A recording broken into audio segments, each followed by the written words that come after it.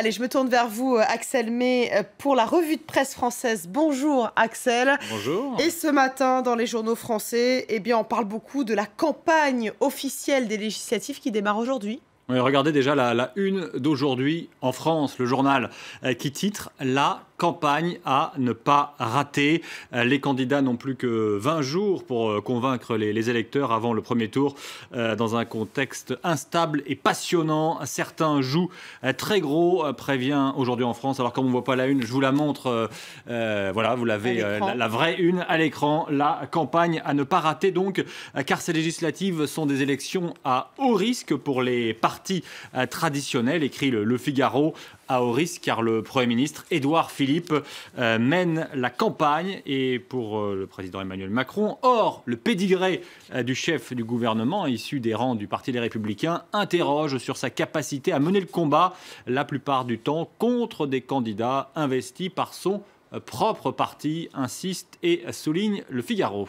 Et en tout cas, face à la dynamique du parti d'Emmanuel Macron, les autres prétendants font grise mine, Axel. Oui, que ce soit le Front National ou les Républicains, ils n'ont pas le sourire. Mais du côté des Républicains, on se console, écrit le Figaro, en se disant que le Parti Socialiste a été, lui, carrément laminé par le quinquennat de François Hollande. Et du côté de Libération, vous avez aperçu à l'image l'article, Libération marqué à gauche, bien sûr. On préfère retenir que les Républicains sont peu convaincus de convaincre et qu'en privé, les ténors du parti ne croient plus à une victoire législative. Et la photo choisie pour illustrer l'article n'est pas prise au hasard. C'est Gérard Larcher, président du Sénat, et François Baroin, chef de file des Républicains pour les législatives. Tous deux ont l'air soucieux, comme dirait un célèbre magazine français, le poids des mots. Le choc des photos. Et pour terminer sur ce thème des législatives françaises, vous avez choisi le journal La Croix. Avec une intitulée « Des candidats tout neufs ». La perspective d'un important renouvellement des députés ne tient pas qu'à la volonté affichée par Emmanuel Macron ou par la France insoumise de Jean-Luc Mélenchon.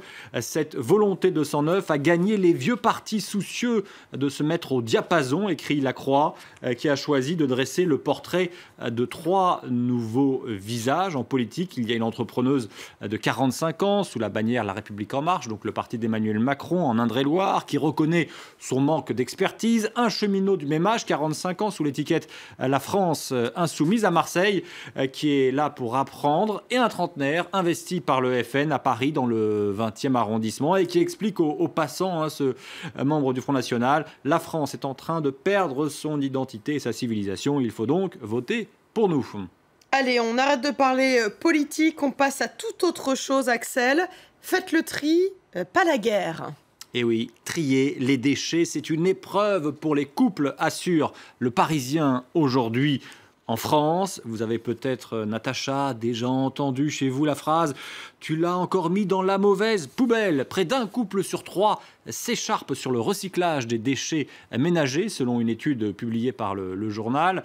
Car si le tri s'est bien installé dans les habitudes des familles françaises, bien trier reste un casse-tête et les poubelles dites jaunes ne sont en fait pas toutes de la même couleur selon les communes. Les poubelles jaunes, celles du recyclage, explique le directeur de l'organisme Éco-Emballage qui a commandé cette étude publiée donc dans le Parisien aujourd'hui en France. Sans parler que d'une commune à l'autre, les règles de tri ne sont pas les mêmes. Dans certaines communes, on va vous demander de mettre les emballages plastiques dans la même poubelle que les cartons, et dans d'autres communes, c'est tout le contraire. Exactement, et on est un peu perdu au final, Axel. Allez, on termine cette revue de presse des journaux français avec la presse sportive. Viva Don Zizou s'exclame ce matin. Le journal L'Équipe. Oui, pour sa première saison complète à la tête du Real, Zinedine Zidane décroche un titre de champion d'Espagne qui fuyait les Madrilènes depuis 5 ans. S'enthousiasme l'équipe en attendant la finale de la Ligue des Champions dans 10 jours face à la Juventus de Turin. Et puis, affluence record hier sur le circuit du Mans qui accueillait dans la Sarthe le Grand Prix de France moto.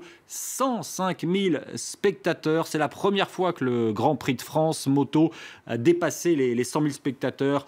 Là, vous avez une photo qui est parue dans la presse locale dans le Maine Libre et on voit cette ambiance assez particulière avec les motards, c'est une ambiance de motards, viennent avec leur caravane parce qu'il faut bien dormir sur place pour assister aux qualifications compétition et à la course en elle-même. Et puis un petit cocorico, le pilote Johan Zarco a pris la 2e place dans la catégorie reine, la catégorie dite des MotoGP, celle où il y a un certain Valentino Rossi que vous connaissez peut-être parce que c'est une star internationale bien au-delà de la moto.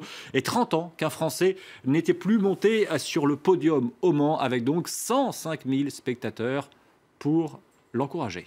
Cocorico accordé, donc. Merci beaucoup, Axel May, pour cette revue de presse des journaux français. On vous retrouve à 9h15 pour la presse internationale. À tout à l'heure.